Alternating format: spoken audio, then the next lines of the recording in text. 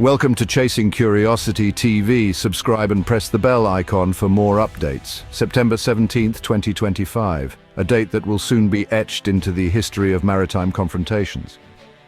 The South China Sea is tense, humid, and still. A deceptive calm before the storm, where every ripple hints at the conflict brewing beneath the surface.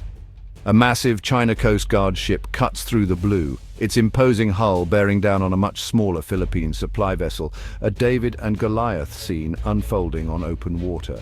The Philippine boat, loaded with food, water, and essential supplies, is on a peaceful mission. But in these fiercely contested waters, even a simple resupply run is an act of defiance, a statement of sovereignty.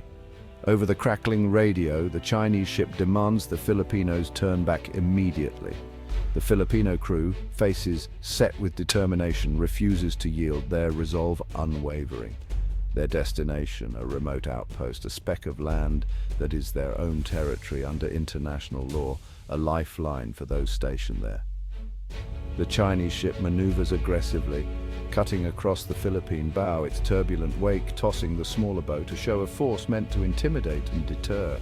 The Filipino captain holds steady, fully aware of the risks: water cannons, blaring sirens, blockades, and the ever-present threat of escalation.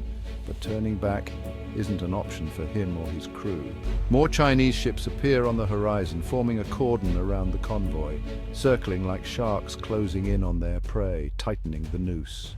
Outnumbered and outgunned, the Philippine Coast Guard stands between the supply boats and the Chinese fleet, a thin but resolute shield against overwhelming force, their presence a message of resistance.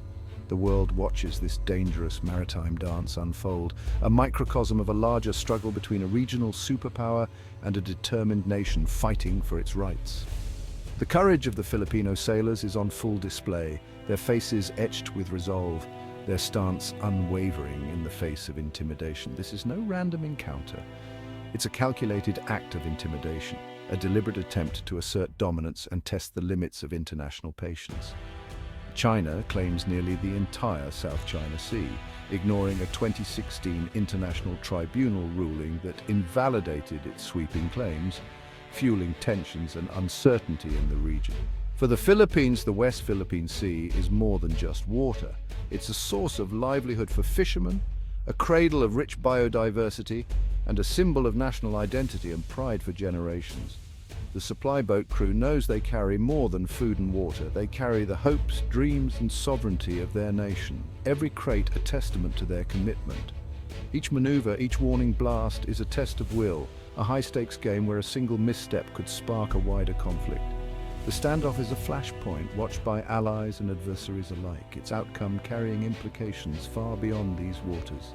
The Filipino flag flutters defiantly as the convoy pushes forward, a symbol of hope and resistance against overwhelming odds. In these waters, every mile gained is a victory for national pride, every advance a statement that the Philippines will not be cowed. The world holds its breath as the standoff begins, uncertain of what the next moment will bring in this high-stakes maritime showdown. At the heart of this ongoing conflict stands the BRP Sierra Madre, a World War II-era ship, intentionally grounded on Ayungin Shoal in 1999 to serve a new and crucial purpose. Its rusted hull, battered by decades of wind and salt, is now a makeshift outpost, a fragile but powerful symbol of Philippine sovereignty and determination in the face of overwhelming odds. A handful of Marines endure isolation and hardship aboard, their presence a daily statement to the world. Manila will not abandon its claim, no matter the cost or the pressure. The ship is battered, corroded, and barely habitable, with leaking roofs and cramped quarters, but for these Marines it's both home and fortress. A last line of defense. Resupplying the Sierra Madre is a lifeline. Without these daring missions, the outpost would fall, handing China a strategic victory without a shot fired and shifting the balance in the South China Sea. Each mission to the ship is a direct challenge to Beijing's attempts to isolate and starve out the garrison, often resulting in tense standoffs and dangerous encounters at sea. The Sierra Madre's location is critical, well within the Philippines' exclusive economic zone, as defined by international law and recognized by the 2016 Hague ruling. By holding this ground, the Philippines asserts not only its legal rights but also its national dignity and the will of its people. The ship is more than a base. It's a legal and political symbol of resistance, a visible reminder that the Philippines will not yield. For the Marines, life is a cycle of watch duty, maintenance and waiting. Hundreds of miles from home, under constant Chinese surveillance and the ever-present threat of confrontation. Yet their morale remains high, fueled by patriotism, camaraderie, and a deep sense of duty to their country and each other. They know their mission's significance. They're not just guarding a ship, but the future of their nation's territorial integrity and the hopes of generations to come. The fate of the Sierra Madre is tied to the fate of maritime law in the region and to the broader struggle for freedom of navigation and respect for international rules. Their lonely vigil is a testament to national resilience, courage, and the unbreakable spirit of those who stand guard at the edge of their homeland. On this rusting deck, the Philippines draws its line in the sand, defiant, unwavering, and determined to protect what is rightfully theirs. The journey to Ayungin Shoal is now a high-stakes confrontation. China's Coast Guard with massive cutters blocks and intimidates the Philippine supply boats. The threat of collision is constant, a dangerous game of chicken on open water. Chinese ships unleash high-pressure water cannons, shattering windows and injuring crews. Filipino sailors navigate through these assaults, documenting every incident for the world to see. China's tactics are designed to wear down Filipino resolve, making each mission riskier than the last. Yet the Philippine Coast Guard and civilian crews press on, their courage undiminished.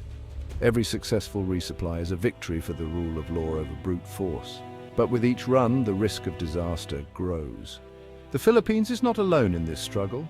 Its alliance with the United States, anchored by the 1951 Mutual Defense Treaty, remains a powerful deterrent. The US has affirmed its commitment to defend Philippine forces in the South China Sea.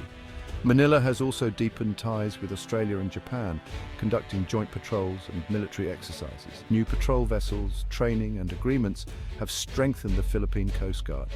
This trilateral cooperation, US, Japan, Australia, signals a united front for a rules-based order.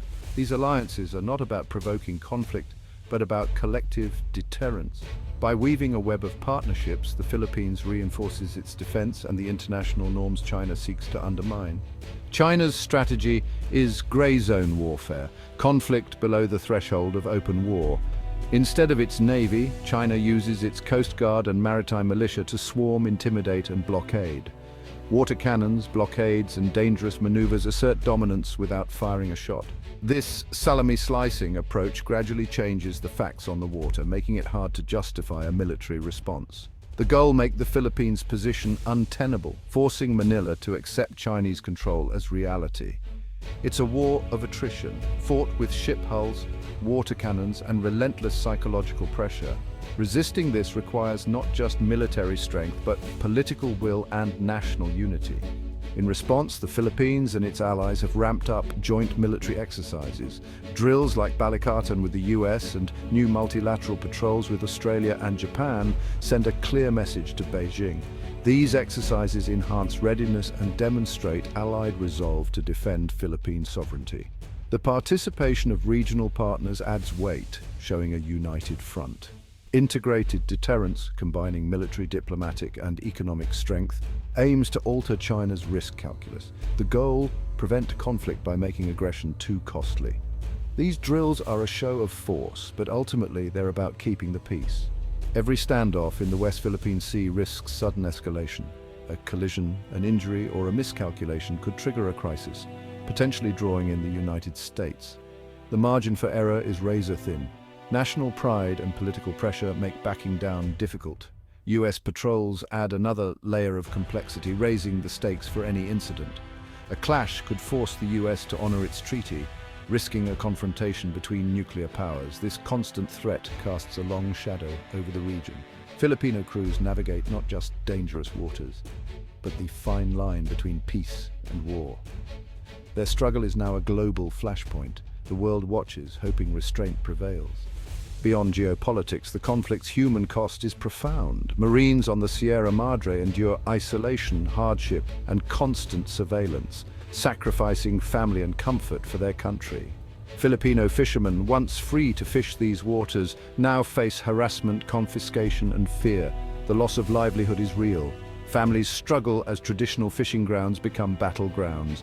Across the Philippines, outrage and patriotism surge. Atin Ito, this is ours, becomes a rallying cry. The government faces pressure to stand firm, uniting the nation in defense of its rights. At stake is more than territory, it's national dignity and the right to self-determination. The courage and suffering of Marines, fishermen and citizens give this standoff its true meaning. The South China Sea is a global artery, vital not just for the region but for the entire world's economy and security.